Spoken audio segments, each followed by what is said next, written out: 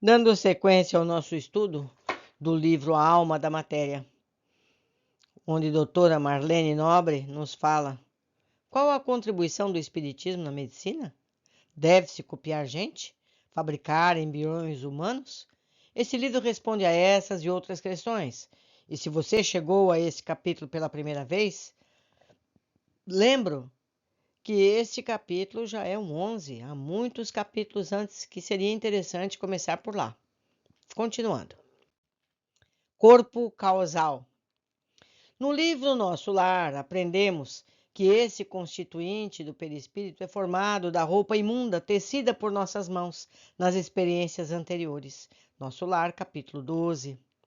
A esse respeito, Elzio Souza comenta: verificamos que o corpo causal é o ponto de registro, o banco divino, onde se encontram os nossos débitos, os nossos créditos, e que se presentemente é ainda uma roupa imunda, isso ocorre por desídia nossa, pois a tarefa reencarnatória se destina a nos purificarmos pelo esforço da lavagem, tarefa que na maior parte das vezes não entendemos.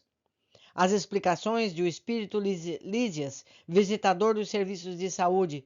Imagine, explicava Lísias, que cada um de nós, renascendo no planeta, somos portadores de um fato sujo para lavar no tanque da vida humana.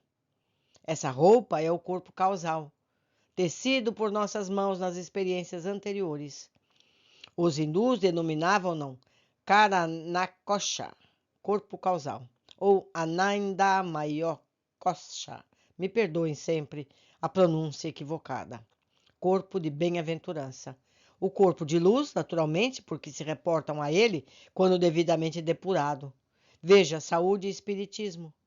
O excelente artigo Perispírito e Chakras, na página 46. Corpo vital ou duplo etérico. Esse corpo é descrito com alguns detalhes no livro Nos Domínios da Mediunidade, outro da coletânea de André Luiz. Lembro a todos, presente no nosso canal, lido e comentado. Quando durante a sessão um dos médiuns tem o desdobramento ou experiência fora do corpo. Vejamos a descrição. A princípio, o seu perispírito ou corpo astral estava revestido com eflúvios vitais, que asseguraram o equilíbrio entre alma e corpo de carne, conhecido àqueles, em seu conjunto, como sendo o duplo etérico. Isso que é duplo, o duplo etérico, formado por emanações neuropsíquicas que pertencem ao campo fisiológico e que, por isso mesmo, não conseguem maior afastamento da organização terrestre, destinando-se à desintegração, tanto quanto ocorre ao instrumento carnal, por ocasião da morte renovadora. Nós podemos ver esse assunto nos livros Nos Domínios da Mediunidade, no capítulo 11. Acompanhe em A Teia da Vida, capítulo 2. Infinito em todas as direções, página 42 e 43. O corpo vital, ou duplo etérico, é o mais grosseiro dos componentes do perispírito e tende a desaparecer com a morte física. Ele é constituído de fluido vital, oriundo da matéria elementar. Sem ele, não há como explicar a complexidade da célula viva. Eu faço agora um parêntese, eu aqui. Meus amigos, é por isso que o indivíduo que dá fim no próprio corpo, o indivíduo que se suicida, tem complicações, porque o corpo dele está inundado de fluido vital. E por conta de tanto fluido vital, porque afinal de contas não era momento dele morrer, ele não consegue se desapegar do corpo físico que ele matou. Então ele fica preso a esse corpo por muito tempo. Isso é um sofrimento terrível e que não se pode alterar isso. Então, é importante que se entenda a física do mundo espiritual, a física da composição do nosso corpo, para entender o porquê das consequências de um suicídio. O nosso fluido vital é como se fosse o combustível que nós temos para viver, seja 50 anos, seja 150. É uma quantidade de fluido vital. Se a gente dá fim ao corpo físico, esse fluido vital fica preso a esse corpo físico, porque ele é feito para isso. Espero que tenham entendido e levem muito mais a sério a questão da autodestruição. Continuando. As sessões de materialização, ou ectoplasmia, assim como as de cura, têm como elemento básico o ectoplasma, principal constituinte do duplo etérico. Certamente, em face da sua natureza física, apesar de conservar-se em geral invisível, não é possível o afastamento do duplo além da distância de 10 metros, sem que isso venha determinar a morte do sensitivo. Então, meus amigos, nos casos de materialização, a gente não pode afastar um corpo do outro, o corpo perispirítico, o corpo físico do corpo ectoplasmático, porque isso seria o fim do médium. Por isso, tanto cuidado é feito e como isso é tão evitado. Para que sessão de materialização por motivos de curiosidade, não é? Continuando. Vitalismo versus reducionismo. As escolas vitalistas e reducionistas coexistiram durante muitos séculos e ainda estão presentes no campo científico e filosófico. A primeira, vitalismo, preconizando a existência de uma substância imaterial, essencial ao funcionamento das células dos seres vivos, e a segunda, reconduzindo tudo às propriedades do quimismo celular. No século XX, na década de 1930, surgiu uma terceira via, a biologia organística ou organicismo, em oposição ao mecanicismo e ao vitalismo. Os biólogos organísmicos afirmam que o entendimento da organização ou das relações organizadoras é o mais importante para explicar o ser vivo e nenhuma entidade separada, não física, é necessária para o entendimento da vida.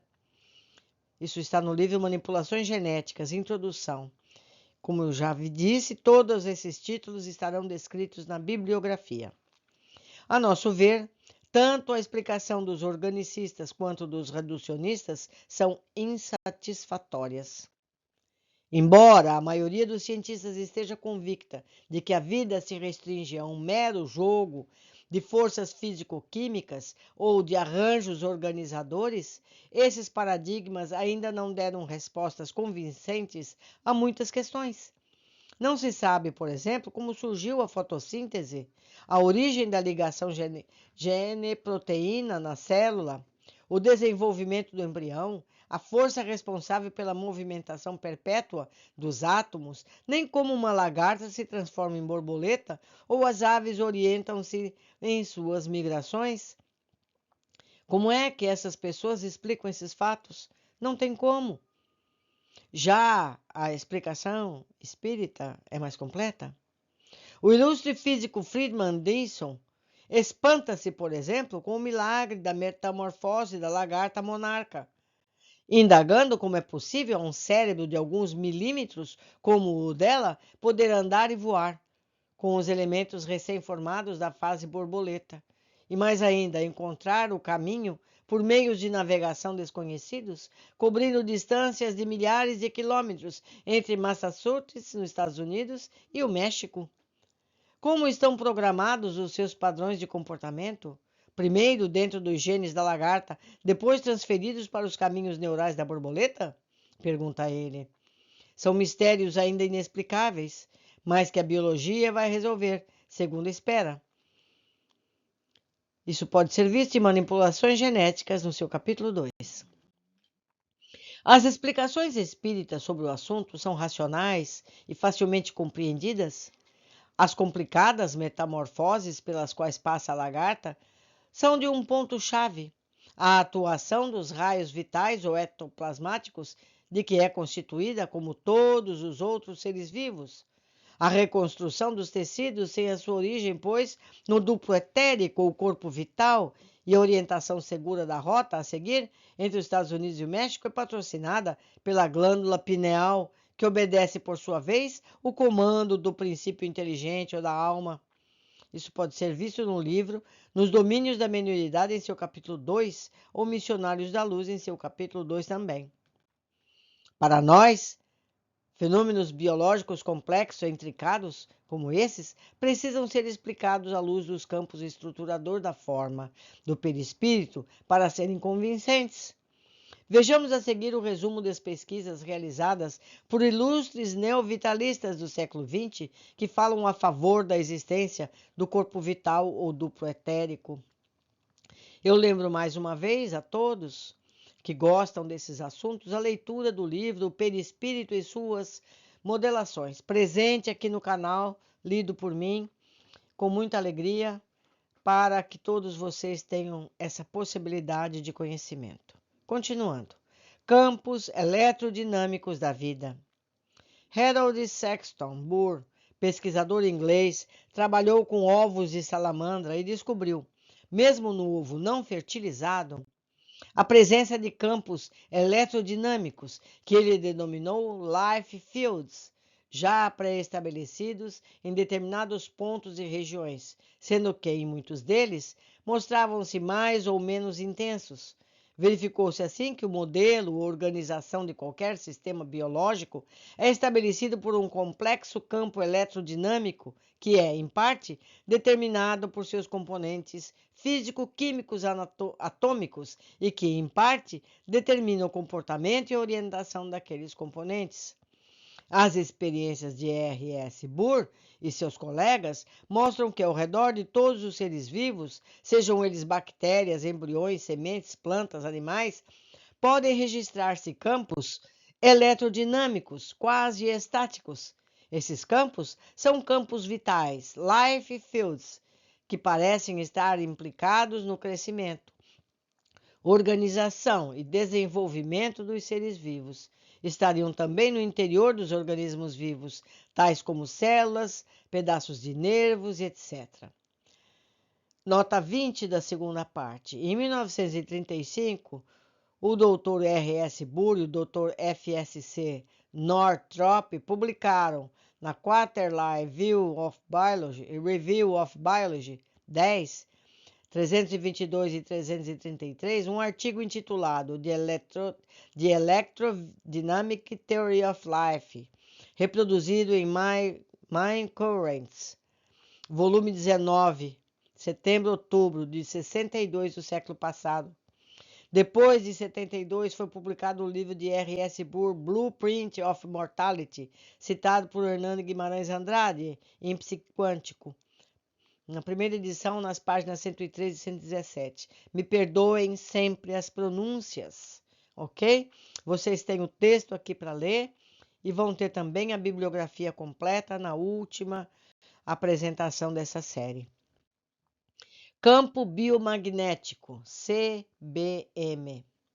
O engenheiro Hernani Guimarães Andrade, presidente do Instituto Brasileiro de Pesquisas Psicobiofísica, IBPP, também tem sua teoria sobre a existência de algo imaterial, ainda não detectado pela ciência estabelecida e que comanda a estrutura das células dos seres vivos. Andrade refere-se ao campo de natureza magnética, campo biomagnético, enquanto que R.S. Blues e seus colaboradores pesquisam campos de natureza elétrica, quase eletroestática. Parece existir uma flagrante contradição entre as duas posições. Todavia, o engenheiro Andrade enfatiza que é possível demonstrar que um campo rotacional de natureza magnética, CBM, atravessando perpendicularmente o nosso espaço físico, suscitará, ao redor da região atravessada, um campo do tipo eletrostático.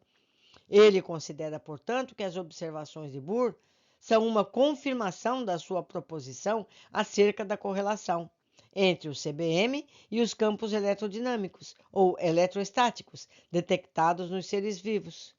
Nota 21 da segunda parte, Psiquântico, página 117. Segundo sua teoria, o campo biomagnético estaria relacionado com o modelo organizador biológico, o MOB, e serviria de elo entre eles, o perispírito e o ser vivo. A matéria física do organismo, possuindo também CBM, ligado à sua estrutura, teria a possibilidade de transmitir e receber informações do MOB. Ambos, o MOB, o modelo organizador biológico, e o ser orgânico, poderão interagir um com o outro graças ao CBM. Este tem, pois, um papel proeminente no fenômeno de vivificação da matéria orgânica.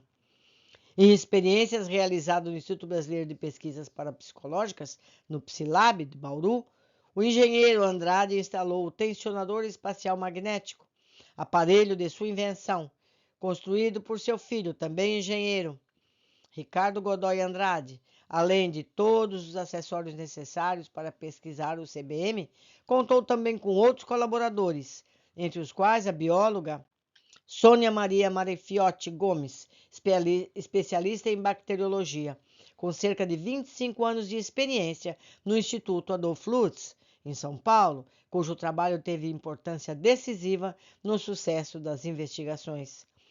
Foram utilizadas nos testes a bactéria Escherichia coli e depois a Salmonella typhimurium. Ao todo foram 40 experiências, das quais descartaram-se 9 devido a acidentes comuns.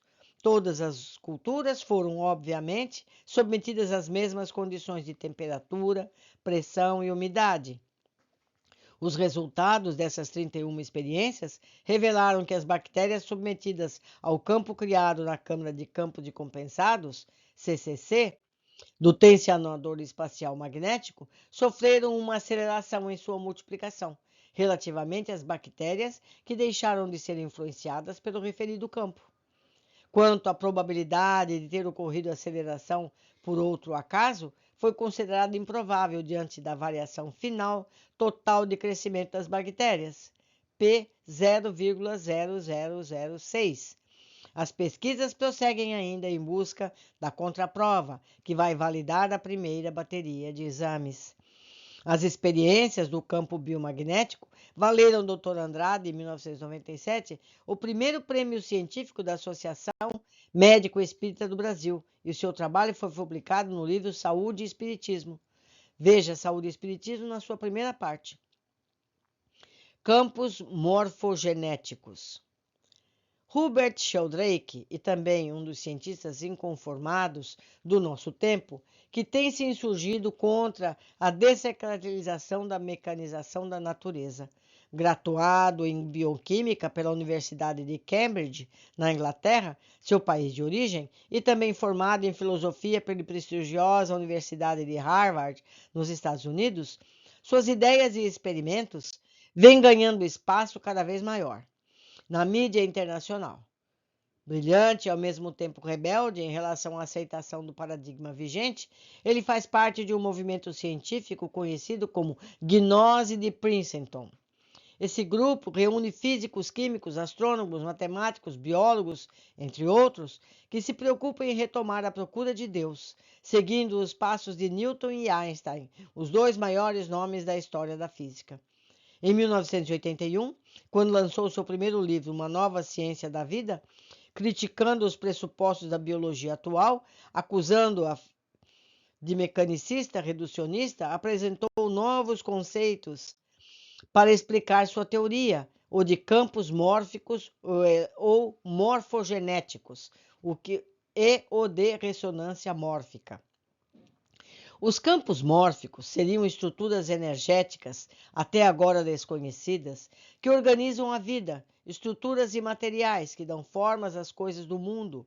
Os átomos mais simples, como o hidrogênio, os seres vivos, a ressonância mórfica, seria uma emanação desses campos. Teriam como encargo informar as células como devem dispor-se para formar o indivíduo de cada espécie, determinando de maneira sutil os movimentos, tendências e comportamentos de todos os exemplares da mesma. Esses campos mórficos não se localizariam nos genes, mas exerceriam influência direta sobre eles, estariam fora da matéria ou no campo orgânico propriamente considerado. Seriam depositários da informação essencial que permite o desenvolvimento do ser. Boa parte do que consideramos instinto estaria localizado nele.